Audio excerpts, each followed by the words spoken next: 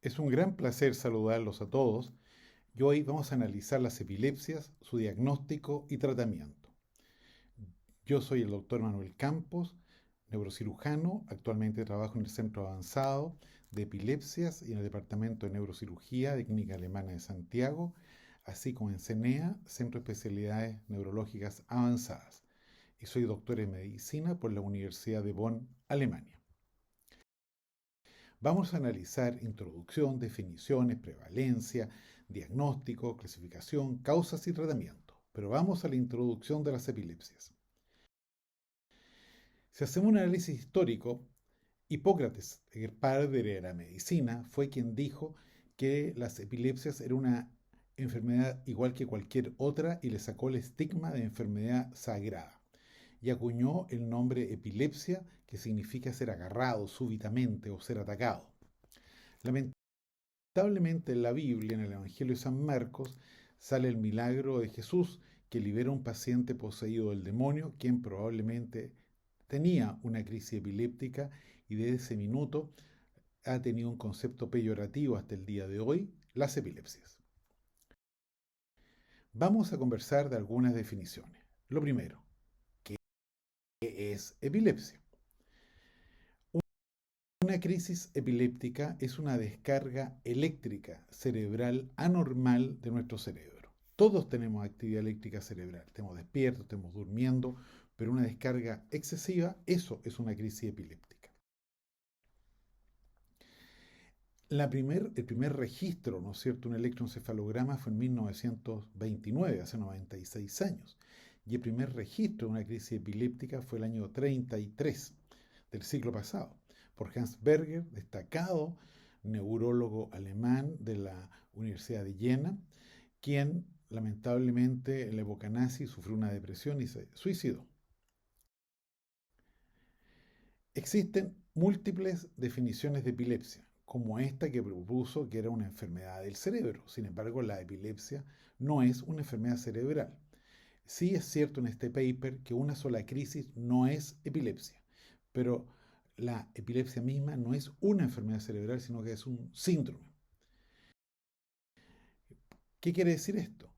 Que la epilepsia sea un síndrome, vale decir un conjunto de síntomas que siente el paciente o signos que uno ve que le ocurren al paciente, pero que obedecen a distintas causas, a diferentes etiologías, a diferentes enfermedades. Por lo tanto, no existe la epilepsia en singular, sino que existen las epilepsias en plural. Y cada tipo de crisis epiléptica o síndrome epiléptico tiene distinto pronóstico y tratamiento. Lo peor que podemos hacer nosotros es echar en un mismo saco a todos los pacientes portadores de alguna condición que lleve a epilepsia. La Liga Internacional contra la Epilepsia del 2017 dice que las crisis uno las tiene que clasificar en focales, generalizadas y desconocidas. Y que uno tiene que analizar cuál es la etiología, la causa, sea una lesión estructural, genética, infecciosa, metabólica, inmunológica o desconocida, y ver también las comorbilidades que presenta el paciente. De esto vamos a conversar más adelante. Con respecto a la prevalencia de las epilepsias en Chile, resulta que se calcula que entre el 0,5 a 1% de la población tiene algún tipo de crisis epiléptica. La verdad es que Chile está más cercano a los países desarrollados y tiende a un 0,5%, por lo tanto estaríamos hablando que hay cerca de 100.000 personas actualmente que tienen algún tipo de crisis epilépticas. ¿Y en qué edad es más frecuente la epilepsia? Bueno, por supuesto es más frecuente en los niños recién nacidos, y va disminuyendo su incidencia a medida que van pasando los años, y de los 30 años para adelante su riesgo es bajo. Sin embargo, luego de los 60 años el riesgo de tener una crisis epiléptica aumenta en forma exponencial. Y a los 80 años usted tiene el doble de riesgo de tener una crisis epiléptica respecto a cuando nació. De hecho, en el último Congreso Europeo de Epilepsia el año pasado, un día y medio estuvo dedicado a la epilepsia del adulto mayor, dado que en Europa ha envejecido mucho la población. La foto que aparece ahí es del doctor Hauser, destacado epidemiólogo de la Clínica Mayo. Con respecto al diagnóstico de las crisis epilépticas o las epilepsias en general, la pregunta del millón es ¿cómo uno hace el diagnóstico? Bueno, el diagnóstico es básicamente clínico. ¿Qué quiere decir esto? Que uno tiene que ver cuáles son los síntomas y signos que tiene el paciente, y siempre el paciente cuando va a la consulta médica tiene que ir con un testigo a las crisis, porque él puede que no sea testigo de lo que él le pasó y tiene que ir con una persona que haya visto las crisis. Por supuesto, el electroencefalograma digital, idealmente con privación de sueño porque aumenta la sensibilidad al examen más que un electro estándar que uno se acueste y se lo haga inmediatamente, dado que la privación de sueño es como una tormenta para el cerebro que uno lo presiona para que éste tenga mayor actividad epileptógena. E imágenes como la resonancia magnética, idealmente de 3 Tesla, es fundamental sobre todo para lo que vamos a ver después, las crisis focales. Con respecto al electroencefalograma que yo les decía, idealmente con privación de sueño, y entre más tiempo que uno registre mejor, y ojalá tanto registro despierto como en sueño, para tener mayor información, lo que ustedes pueden obtener es un electro como este, que es un típico electro de un paciente con epilepsia generalizada, tipo ausencias o un niño, donde ustedes ven que lo clásico de una crisis epiléptica es una punta y una onda. En inglés, spike wave, punta onda. Esta punta onda es lo mismo que nosotros estamos viendo acá, que es el símbolo de la Liga Chilena contra la Epilepsia, punta onda, y también aquí en la ILAE, ILI, Liga Internacional contra la Epilepsia, que está la punta y la onda. Pero yo les decía que el diagnóstico básicamente es clínico. Y ahora con las cámaras de video, los celulares, todos podemos grabar las crisis de los pacientes. ¿Y cómo clasificamos las crisis? Y esto es fundamental que ustedes lo sepan. Básicamente están las crisis primariamente generalizadas que todo el cerebro descarga al unísono en forma anormal, y las focales, donde hay un lugar específico en el cerebro donde se produce la descarga y los síntomas o signos que va a presentar el paciente dependen en qué lugar del cerebro parte la crisis y cómo se propague esa crisis por el resto del cerebro. Y por supuesto, las inclasificables. Para las crisis focales, lamentablemente, todo lo que está en gris, que es prácticamente más de la mitad del cerebro, son zonas de las cuales ustedes las pueden estimular eléctricamente y no hay ninguna función. La Liga Internacional contra la Epilepsia en su última clasificación dice crisis focales con un lugar específico, con la conciencia preservada, o sea, yo tengo una sensación que yo no más siento, pero nadie más se da cuenta que tengo la crisis, o conciencia alterada, en la cual me desconecto del medio por algunos segundos y yo no soy testigo de lo que me está pasando. Las crisis generalizadas, que pueden ser con compromiso motor, ya sea tónico, tieso, o tónico clónico, como vamos a ver más adelante, o sin movimientos motores, y las típicas desconocidas. A mí me interesa que ustedes sepan que están las crisis generalizadas y focales y las desconocidas, y las generalizadas, las más frecuentes son las crisis tónico-clónica generalizada, también llamada gran mal o convulsión. Esto es convulsión en español porque la palabra seizures en inglés, incluso la IA, la inteligencia artificial, la traduce mal como convulsión, pero seizures en inglés es crisis epiléptica. Las ausencias, que antes se llamaban petit mal, crisis atónicas, que es pérdida del tono y caída, al revés, crisis hipertónica, rigidez y caída, y mioclonías, que son verdaderos saltitos proximales que presenta el paciente. Vamos a ver algunos videos de estas crisis más representativas. Este caso es del libro del doctor Hans Lüder. Véanlo bien. La paciente está en monitoreo de videoelectroencefalografía. Mírenla bien.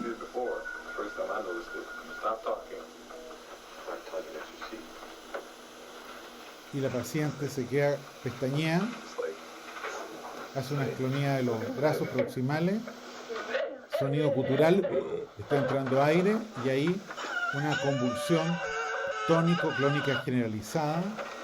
Hay una fase hipertónica, rigidez, y esta es una típica crisis convulsiva con fase hipertónica, una crisis generalizada. Ustedes ven que lo único que hace la persona que la asiste es colocarla de lado para evitar que la lengua se le vaya para atrás.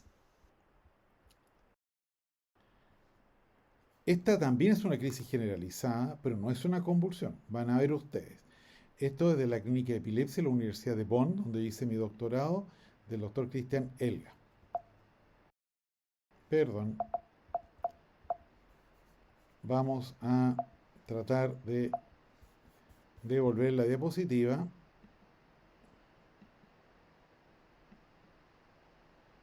Bueno, no importa. Este tipo de crisis cursa mucho con lo que se llaman, ¿no es cierto?, lesiones cutáneas, porque el paciente se cae y se puede herir la cabeza, la cara, y muchos niños o jóvenes tienen que andar con casco para evitar sus golpes. Esta es una crisis generalizada de un niño, de un pequeño chico menor de 1 año. Miren ustedes la crisis. Está con su madre en los brazos, el niño gira la cabeza y súbitamente, miren los bracitos por favor, se lleva los bracitos hacia adelante. Esto es un espasmo infantil. Este es un niño con mucho deterioro. Ustedes pueden ver cómo extiende los bracitos, miren cómo está con sonda nasogástrica. Este es un síndrome de West. El cerebro inmaduro de los niños puede que no haga una convulsión tónico-clónica, sino que estos espasmos infantiles, porque son cerebros muy inmaduros y no responden igual que los adultos. Típico espasmo infantil. Las crisis focales pueden ser, en el lenguaje antiguo de clasificación, ustedes las pueden encontrar como crisis simples, también llamadas aura, y en la nueva clasificación, crisis focales con conciencia preservada, y que el paciente puede sentir un miedo, un susto, que él nomás lo siente, un aura de un olor especial, una alucinación, etc. Y las crisis que se llamaban antes parciales complejas, que son crisis focales con conciencia alterada. Y vamos a ver ahora una de estas. Miren este caballero que está en video monitoreo en Bonn. El paciente está con una cámara que lo está filmando, el gorrito que está con electrodos puestos en la cabeza. Y miren bien al paciente. Miren en su cara, por favor. Comienza con movimientos bucales, lo que se llaman automatismos orales, posteriormente automatismos manuales, mueve sus manitos. De ahí se acerca el profesor Elga para interactuar con él. Wie heißen Sie? ¿Cómo se llama usted? ¿Cómo se llama usted? No responde. Gire por favor la cabeza hacia mí. No lo hace. ¿Cómo se llama usted? Deme la mano. No se la da. El paciente está con los ojos abiertos, pero está desconectado del medio. Esta es una típica crisis del lóbulo temporal, sea derecho o izquierdo, y el paciente tenía una enfermedad que vamos a conversar de esta más adelante. Esta es una crisis parcial compleja o crisis focal con compromiso de conciencia, origen en el lóbulo temporal del lado derecho. Miren este paciente, por favor. Está con mi amigo Andrea Hufnagel en video monitoreo. ¿Qué le pasa a usted ahora? Viene la crisis, le dice. ¿Sí? Viene aquí en la mano derecha. Miren ustedes las clonías. Miren los ojos desviados a la derecha.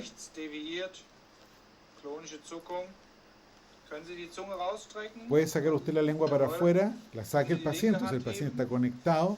Esta es una crisis focal del área motora y no es una convulsión ni crisis generalizada, es una crisis focal, el paciente está conectado y obedece las órdenes. Para terminar con las crisis focales, miren a este paciente, está sentado en la sala de monitoreo y súbitamente viene la crisis, gira la cabeza a la izquierda, el dedo gordo del pie forzado, estira su brazo izquierdo y el otro lo flecta. Esta se llama la fase del esgrimista, que es una típica crisis de una zona que se llama el área motora suplementaria del lóbulo frontal. Pero lamentablemente las crisis focales pueden pasar a crisis generalizadas. Y aquí tenemos un ejemplo. Miren este paciente, por favor. El paciente está viendo televisión, está viendo los monitos animados, el Capitán Azul, y el paciente se queda pegado. Llega la técnica y le dice, dígame su nombre, no lo dice, tiene la cara, clonea el lado derecho de la cara, gira la cabeza a la derecha. ¿Cómo se llama usted? No responde, está desconectado del medio. Sonidos guturales, gira la cabeza forzada a la derecha, brazo derecho, pierna derecha y de ahí todo el cuerpo. Es una crisis focal que partió a generalizada, como quien dice un temblor que terminó en un terremoto. La prevalencia de las crisis epilépticas nos muestra que cerca del 40% son crisis generalizadas y cerca del 60% crisis focales. Y las convulsiones o crisis tónico-clónicas generalizadas son solo el 23% de todos los tipos de crisis, vale decir, menos de un cuarto de todas las crisis epilépticas, y la gente suele asociar la convulsión o crisis tónico-clónica como que todas fueran la única forma de crisis epiléptica y es solo un cuarto. Y las más prevalentes, las focales. Con respecto a las causas de las crisis epilépticas, estas pueden ser secundarias a lesiones estructurales, alteraciones genéticas que son cada vez más frecuentes. De hecho, en Europa y en Estados Unidos se recomienda que todo niño menor de 3 años que parte con crisis tiene que tener una evaluación genética completa. Causas infecciosas, después de una meningitis, una encefalitis, causas metabólicas, inmunológicas, incluso autoinmunes, y por supuesto la desconocida.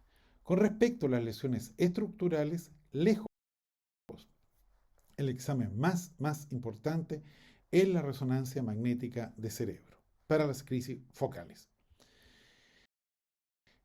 Y tiene que ser hecho con un protocolo que fue diseñado por la Liga Internacional contra la Epilepsia el 2019.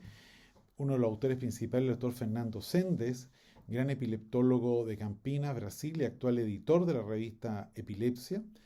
Y muchos lugares en Chile lamentablemente no hacen los protocolos como lo dice la Liga Internacional, y uno se ve obligado a mandar los pacientes a los lugares que sí lo hacen con resonancia 3 tela y con los volúmenes que está establecido por la Liga Internacional contra la Epilepsia. Fíjense ustedes que la cirugía de la epilepsia de adultos, mi amigo Inga Blünke, que se ve ahí en la foto, compañero de beca, él está en neuropatología, yo está en neurocirugía en Bonn, autoridad en el tema, nos dice que la principal causa de epilepsia refractaria y de cirugía de la epilepsia en los adultos es una enfermedad llamada la esclerosis del hipocampo, seguida de los tumores y malformaciones del desarrollo cortical con un 79% en Global 3. Y esta es la enfermedad de esclerosis del hipocampo, que es la más frecuente causa de epilepsia refractaria en cirugía de los adultos, que es la atrofia de esta estructura que es el hipocampo, que está chiquitito acá, y aquí está gordito, normal, y esto en la resonancia se ve el hipocampo más pequeño, liso, más brillante, el líquido cefalorraquídeo más amplio, la cisterna y el ventrículo, y esta es la principal enfermedad que causa epilepsia en la gente adulta. Y la hipótesis es que es secundario a una infección viral de pequeño, una asfixia, un trauma, etc. Y la principal causa de epilepsia y cirugía de la epilepsia refractaria es las malformaciones del desarrollo cortical en los niños con un 40%. Estas son diferentes alteraciones de la corteza cerebral, las cuales pueden ser invisibles a la resonancia magnética del cerebro, como, ¿no es cierto?, verse en la resonancia, sobre todo las displasias tipo 2B con células gigantes. Ahora, lamentablemente, las principales causas de epilepsia fármaco-resistente no se pueden prevenir, sean esclerosis del hipocampo, tumores, displasias, cavernoma, alteraciones genéticas, etc. Las que sí podemos prevenir son los traumatismos de cráneo, los TEC, lesiones del parto, tales como asfixia perinatal, enfermedades infecciosas, neurociticercosis, meningitis, etc. El accidente cerebrovascular en signo de interrogación, si usted se cuida, la hipertensión, la diabetes, el colesterol, etc. Y otras. Con respecto al tratamiento, ahora cambiamos y cerramos el capítulo del diagnóstico y nos vamos al tratamiento de las epilepsias. ¿Por qué hay que tratar a las personas que tienen epilepsia? Muy fácilmente, porque tienen una mortalidad mucho mayor que la población general, sobre todo la epilepsia no controlada. Pueden tener daños físicos, daños cognitivos, daños conductuales, psicológicos y el estigma que rodea a esta condición. Con respecto a la mortalidad, en un estudio en Inglaterra se demostró que el 9% de todos los pacientes con epilepsia, ¿no es cierto?, no controlada, fallecen en el seguimiento a largo plazo, sea de muerte súbita, suicidio o accidente. Por lo tanto, las crisis no controladas matan a los pacientes y eso nadie lo habla. Le temen los médicos a la muerte y sobre todo decirle eso a sus pacientes. ¿Cuál es la meta del tratamiento con fármacos anticrisis? Porque ahora los fármacos no se llaman antiepilépticos, tampoco se llaman anticonvulsivantes, porque la convulsión es un tipo de crisis.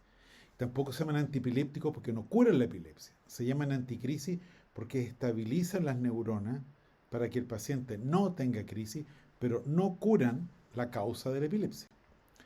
En este estudio italiano se muestra que la calidad de vida es tan mala, uno tenga una crisis o 12 crisis al mes. Por lo tanto, la meta del tratamiento es no crisis, no reducción de crisis, sino que dejarlo, ojalá, cero crisis.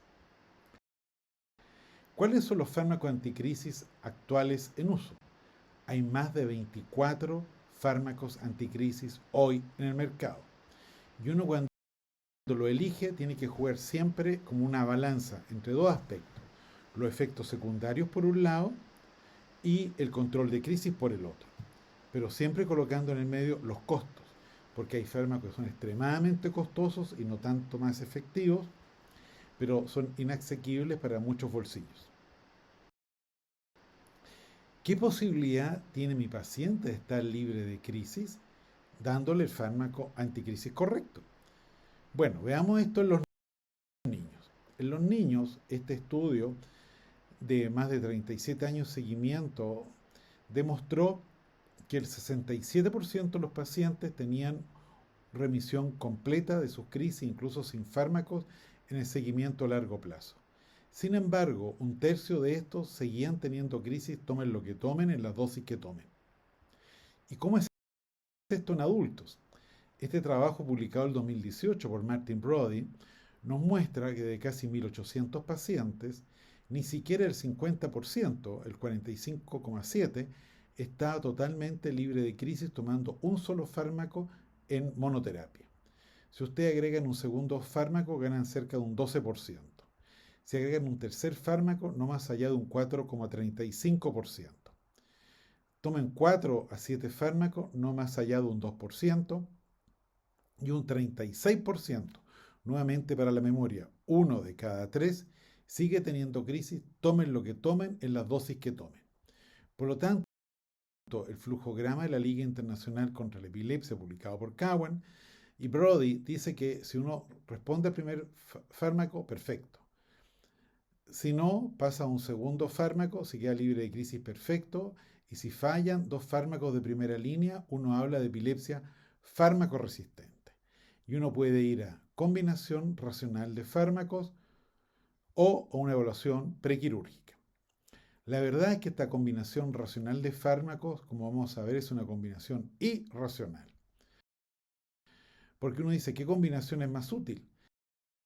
Y uno va mezclando fármacos, subiendo las dosis, subiendo las combinaciones, va pasando el tiempo, aumenta los efectos secundarios, aumentan los costos, baja la compliance, etcétera. Y este gráfico, que se ve súper pesado, nos muestra que de 1.100 pacientes que partieron los estudios con un primer fármaco quedaron libres de crisis el 49,5%, pero libres en combinación de fármacos solo 70 pacientes, un 6,4% de la corte. Y la mayoría de estos, la mitad o más, con la asociación lamotrigina más ácido valproico, que es una asociación sinérgica, que 1 más 1 no es 2, puede ser 3 o puede ser 4. Pero epilepsia fármaco resistente cuando fallan 2 fármacos de primera línea. Y ahí quedaron libres de crisis solo 25 pacientes, un 2,7% de la población. Y si ustedes ven los que además quedaron libres de crisis en monoterapia, sumados no superan el 6%. Por lo tanto, si usted tiene un policlínico de epilepsia fármaco resistente y tiene todos los fármacos para usar, no tiene más allá de un 6% de libertad de crisis. Y además, muchos fármacos tienen efectos adversos. Uno de los principales son los rash o alergia, que se ve más que nada en fenitoína, lamotrigina y carbamazepina. Este es un niño que hizo alergia a lamotrigina. Pero otros efectos secundarios pueden ser las malformaciones congénitas, las cuales llegan, ¿no es cierto?, hasta un 13% con fenobarbital, pero ojo, con dosis terapéutica de 1.500 miligramos más de ácido valproico, hasta casi un 25%. Otro efecto secundario son las alteraciones del ánimo. Por ejemplo, el levetiracetam, que es ampliamente usado, tiene hasta un 30% de alteraciones de ánimo, que el paciente se pone idiota, mal genio, depresivo, ideación suicida, etc. Y otros estabilizan el ánimo como carbamazepina o lamotrigina. Y muchos otros fármacos pueden causar cefalea, sensación de sueño, cabeza embotada, etc. Pero ¿cómo entonces elegimos el mejor fármaco antipiléptico o anticrisis con la información hasta la fecha? Y para eso están los estudios de grandes publicaciones, series clínicas, revisiones sistemáticas, etc. Y a mí en lo particular me encanta esta de la revisión Cochrane, publicada el último update el 2022, en que dice que los fármacos de primera línea para las crisis focales son carbamazepina de liberación prolongada, nombre comercial Tegretal o Tegretol CR, lamotrigina, nombre comercial Lamictal, y levetiracetam, nombre comercial Keppra. Y para los pacientes que tienen crisis primariamente generalizadas, ácido valproico, nombre comercial Valcote, Atemperator, pero está esta molécula proscrita en mujeres en edad fértil por su alta tasa de teratogenicidad, vale decir, de malformaciones congénitas. Entonces, otras moléculas que también son de primera línea en epilepsia primariamente generalizada son lamotrigina y levetiracetam. El problema de la lamotrigina es que usted necesita hasta 8 semanas para ir titulando la dosis para que llegue a niveles terapéuticos útiles. A diferencia del levetiracetam, que la carga es más rápida. En Chile, desde antes del 2013, pero a mí el 2013 me tocó trabajar en la canasta GES, que se mantiene hasta el día de hoy, en epilepsia no refractaria en menores de 15 años. Están todos los fármacos clásicos, ácido valproico, carbamazepina, clobazam, fenitoína, fenobarbital, pero además, desde 2013, la lamotrigina y levetiracetam. Y para los adultos, aparte de todas las moléculas clásicas, se agregó el 2013 ácido valproico, liberación prolongada, lamotrigina y levetiracetam. Se está preparando una nueva canasta GES para epilepsia refractaria, donde probablemente va a estar la cosamida y se va a incluir cirugía de la epilepsia. Y ojalá haya una buena voluntad de los colegas, porque hay muchos problemas políticos para poder avanzar en nuestro país, como les puedo contar más adelante. Fármacos aprobados por la FDA en monoterapia en los últimos años está la cosamida, eslicarbamazepina, que no está presente en Chile, perampanel, que se encuentra en la Liga Chilena contra la Epilepsia, y vibracetam, que no está presente en Chile. Pero apareció una nueva molécula, que se llama Cenovamato. Y Cenovamato va a lanzarse en Chile a fines de este año y es una molécula que es 4 veces más poderosa en cuanto a libertad de crisis o reducción de crisis, los estudios de introducción, comparado al mejor fármaco anticrisis estudiado hasta ahora en el planeta. El Cenovamato, nombre comercial en Chile va a ser Scopri, tiene como fortaleza que es una toma única al día, una alta tasa de retención y una gran cantidad de reducción de crisis y libertad de crisis y es costo efectivo. Pero como toda cosa también tiene sus debilidades.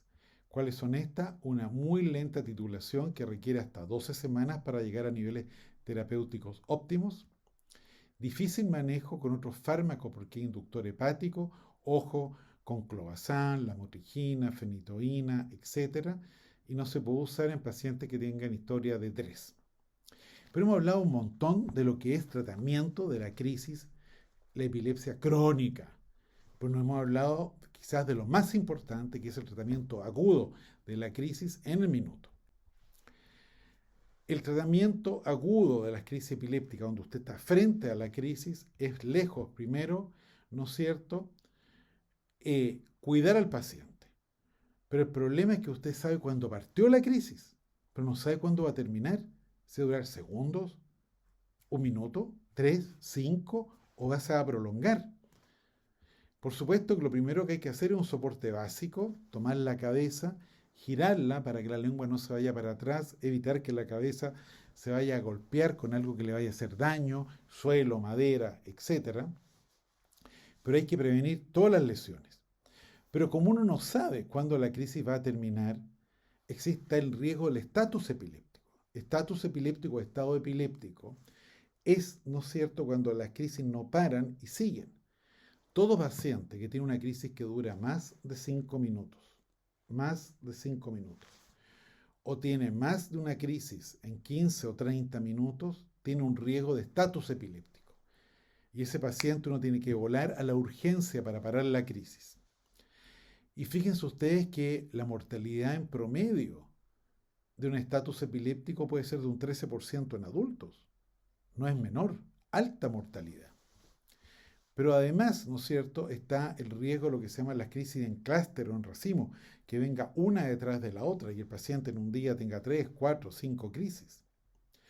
Por lo tanto, ¿no es cierto?, tenemos que solucionar esto y la gran solución es midazolam, nombre comercial, Milda, anticonvulsivante o antiepiléptico, ¿no es cierto?, de emergencia, que a mi juicio todo padre o todo paciente portador de crisis lo deberían andar trayendo para que el testigo de la crisis lo use en él para cohibir, abortar su crisis y prevenir el estatus o las crisis en clúster. El midazolam, nombre comercial Milda, es de administración bucal, viene en una jeringa y es una benzodiazepina de acción muy rápida y a la vez corta. Por lo tanto, el paciente no queda pegado con este medicamento, con su efecto secundario o sedación, etcétera, por más allá de 1 hora, 2, 3 horas máximo. La presentación de Milda viene siempre en 2 jeringas prellenas, listas para usar para administración oral para que se adhiera y se absorba por la mucosa oral. Es muy cómoda y segura para tratar las crisis. Incluso durante la crisis usted puede tomar la cara del paciente y colocarle la jeringa en la boca y administrársela. La absorción es súper rápida, a los 10 minutos ya es eficaz o en otros casos antes incluso. Y esto disminuye el riesgo de hospitalización. El midazolam de uso bucal tiene el mismo efecto que lo use en spray nasal, intramuscular con una inyección. Todos los 3 los estudios demuestran igual eficacia. Y es tan eficaz como el diazepam rectal que no está presente en Chile, pero imagínense a un paciente con crisis colocarle una inyección o una solución rectal. Es súper incómodo, antihigiénico y socialmente poco digno. Además, el uso, ¿no es cierto?, de midazolam de administración bucal, usted lo puede hacer en el contexto extrahospitalario, sea en la casa, en el colegio, en el auto, y el paciente lo puede andar trayendo siempre en su mochila, en su bolso, y lo que yo les recomiendo a los pacientes es que Milda abran la caja y le pasen una jeringa al paciente que esté siempre en su bolso, en su cartera, y la otra esté siempre con su cuidador. Cosa que si lo tiene en la casa, su cuidador se lo administra, y si lo tiene en el colegio, en la universidad, el profesor, el amigo de confianza, se lo administra. Es muy fácil de transportar, como yo le decía, en un bolso, no requiere refrigeración, por lo tanto no se echa a perder a temperatura ambiente. En Europa está autorizado para las crisis generalizadas, agudas y ojalá prolongadas, sean lactantes, niños o adolescentes menores de 18 años. En Estados Unidos está aprobado su uso, como le llaman, off-label, o sea, no hay una indicación, pero se puede usar. Milda, ¿no es cierto?, es una solución oral que la debe administrar. No, el paciente es imposible que se le administre el mismo, sino que tiene que ser los padres, los cuidadores, los amigos, el profesor, ¿no es cierto?, en el paciente ya diagnosticado con epilepsia. Se puede aplicar de 3 meses, lactantes menores en adelante, pero esto tiene que hacerse en el hospital bajo monitoreo con equipo de reanimación por depresión respiratoria. El MILDA en el estado epiléptico en el flujograma de la Liga Internacional contra la Epilepsia y la American Epilepsy Society está indicado su uso de midazolam intranasal o bucal ya a los 5 a 20 minutos de iniciado el tratamiento del estatus epiléptico y que éste no responde. Las presentaciones de MILDA de 2,5 miligramos a ser descontinuadas en Chile porque es solamente para uso hospitalario, niños muy pequeños, pero sí está la de 5 miligramos con color azul, 7,5 en este color moradito y 10 miligramos en color naranjo.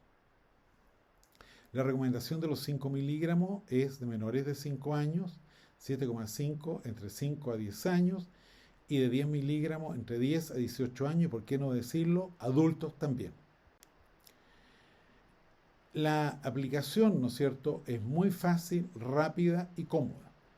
Yo recomiendo a los papás que se gasten una jeringa para aprender a usarlo al principio y que después vayan comprando las otras cajitas cuando ya sepan cómo usarlo.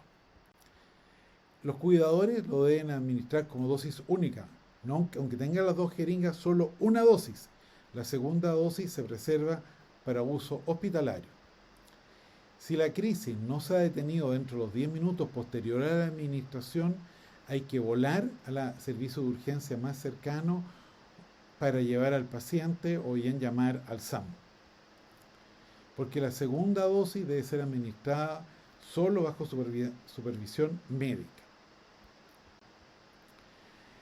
La solución bucal de MILDA se aplica lentamente. El contenido son más o menos 0,5 ml, una solución relativamente baja, pero hay que administrarla lentamente para evitar que el paciente la vaya a aspirar, sobre todo que se vaya por la laringe a los pulmones, y si tiene duda, la coloca por un lado y después la coloca por el otro lado para así y lentamente para asegurarse que sea administrada completamente. Uno rompe el sello, saca la jeringa, gira el pitutito rojo que trae y la administra tomando la mejilla para el lado y administrándola, ¿no es cierto?, lentamente. ¿Cuáles son las contraindicaciones? Miastenia gravis, que es raro en niños, insuficiencia respiratoria grave, apnea del sueño. Yo diría que lejos lo más delicado es la insuficiencia respiratoria. Yo con esta charla es como este aviso de un jarabe hacia 1906 que servía para todo, ¿no es cierto?, para la epilepsia, las convulsiones, la histeria, insomnio, neuroastenia, etc. Un jarabe para los nervios del doctor Gertens. Pero la verdad es que yo no me creo Shrek, no soy un ogro, ni me creo Superman, no soy Superman, no lo sé todo, pero sí yo les puedo decir en conclusión que existen múltiples síndromes epilépticos que cada uno tiene su propio pronóstico y tratamiento, que lamentablemente, ¿no es cierto?, lo más importante es la calidad de vida para nuestros pacientes, que existen más de 20 fármacos anticrisis en el mercado, pero el manejo tiene que ser individual. No le va a dar a una mujer en edad gestacional, ¿no es cierto?, ácido valproico. No voy a partir, ¿no es cierto?, con un fármaco de segunda o tercera línea, con un paciente que no ha probado nada, tengo que partir con un fármaco de primera línea, etcétera. Pero han pasado muchos años con los nuevos fármacos anticrisis, pero el poder dejar a todos los pacientes libres de crisis es una tarea no resuelta en el planeta. Yo creo que todos nosotros los médicos que trabajamos en epilepsia deberíamos manejar los mismos conceptos, tanto para el uso de las moléculas, las dosis, cuando bioequivalente y criterios de farmacoeconomía. Creo que midazolam, de uso bucal, de absorción mucosa, es una excelente alternativa para el tratamiento inmediato de las crisis epilépticas, especialmente en niños, pero también en adultos. Y su éxito es similar al diazepam, pero previene el riesgo de estatus epiléptico o de las crisis en racimo en clúster y previene la mortalidad, la morbilidad y las hospitalizaciones. Si ustedes se dan cuenta, y alguno que sea médico que esté escuchando esta conferencia, cuando llega un paciente a un servicio de urgencia que tiene o ha tenido una crisis epiléptica y que ya pasó incluso la crisis, inmediatamente le administran diazepam. ¿Para qué? Para que no vuelva a tener una nueva crisis. Pero es una benzodiazepina que la administran generalmente endovenosa, que tiene mucho mayor riesgo de presión respiratoria y que ya pasó la crisis. Sin embargo, midazolam es cuando está con la crisis o recién está terminando. Entonces es mucho más rápido y efectivo. Es mucho más lógico que usar diazepam en el hospital. Yo creo que todos los padres y cuidadores de niños de pacientes con crisis deberían contar con midazolam de uso bucal en Chile.